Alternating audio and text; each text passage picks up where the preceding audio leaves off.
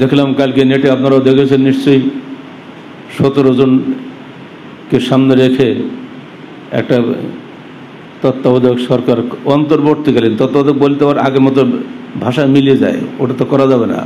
নাম দিয়েছে অন্তর্বর্তীকালীন সরকার, অন্তর্বর্তীও যা তত্ত্বাবধায়কও তাই। মাথায় রাখা হয়েছে আন্তর্জাতিক পুঁজিবাদের যিনি শিখণ্ডী,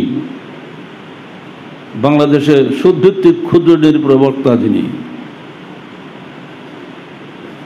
তাকে যারা নোবেল দিয়েছে তারাই তাকে সামনে রেখেছে, প্রফেসর ইউনুসকে।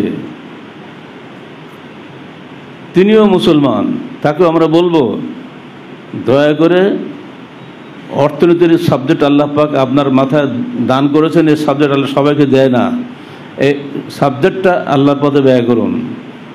সুদী অর্থনীতি কশ্চিনকালেও দুনিয়াতে শান্তি আনে নাই। ইসলাম আসার বহু পূর্বে প্লেটো এসছেন, আইনস্টাইন এসছেন, যারা আসছে প্লেটোর সঙ্গে যারা ছিল সবাই, সেই যুগের যত অর্থনীতিবিদ, গ্রিক পণ্ডিত সবাই বলেছে যে সুদ হলো পৃথিবীতে যত অশান্তি এবং দারিদ্র্যের মূল কারণ।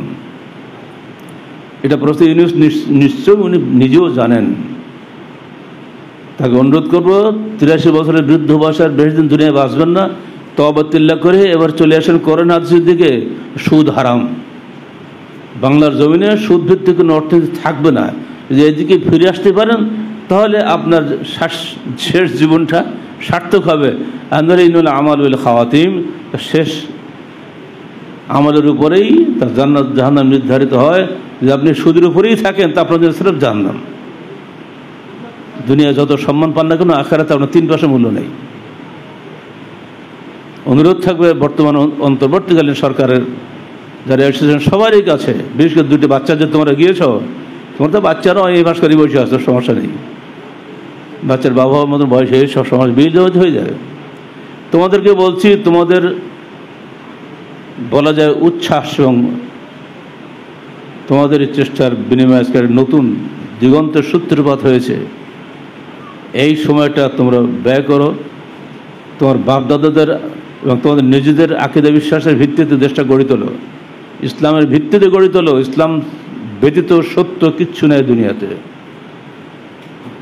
আল্লাহ রাসূল বলছেন, ইহুদি হও নাসারা হও, যারা আমার আগমন বার্তা শুনেছ অথচ ইসলামের উপরে ঈমান আনো নেই, ইল্লা কানা মিন আসহাবিন নার, অবশ্যই তোমরা জাহান্নামের অধিবাসী হবে। তাই সমন্বয়ক নাম দেওয়া, যে নামই দাও, তোমরা যত কিছুই করো, যদি ইসলামের স্বার্থে না করো, তোমাদের উচ্ছ্বাস দুনিয়াতেই থেকে যাবে, আখিরাতে কোনো কাজ দেবে না। আমরা দোয়া করব অন্তর্বর্তীকালীন সরকারের যারা সদস্য হয়েছেন প্রত্যেকে যেন কোরআন এবং সহিহ হাদিসের আলোকে কোরআন সুন্নাহ মেনে এদেশ পরিচালনা করেন। কারণ এটার এদেশের মানুষের প্রাণের আকাঙ্ক্ষা, এদেশের মানুষের সত্যিকারের আকীদা বিশ্বাস হচ্ছে ইসলাম। আর পৃথিবীর 3য় বৃহত্তম মুসলিম রাষ্ট্র হচ্ছে বাংলাদেশ।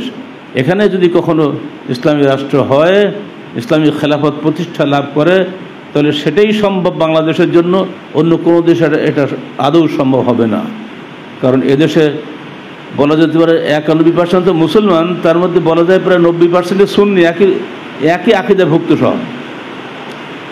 পাকিস্তানে কিন্তু মুসলমান আছে, কিন্তু ওখানে এত মারামারি, শিয়া সুন্নি কাদিয়ানি এক হইচই মেলা। এই দেশে ওই সমস্যা খুবই কম, নাই বললেও চলে। অতএব এই দেশটা একটা মডেল রাষ্ট্র হিসেবে গ্রহণ করার জন্য সবাই চেষ্টা করবে, আমাদের সেই দাবি থাকবে।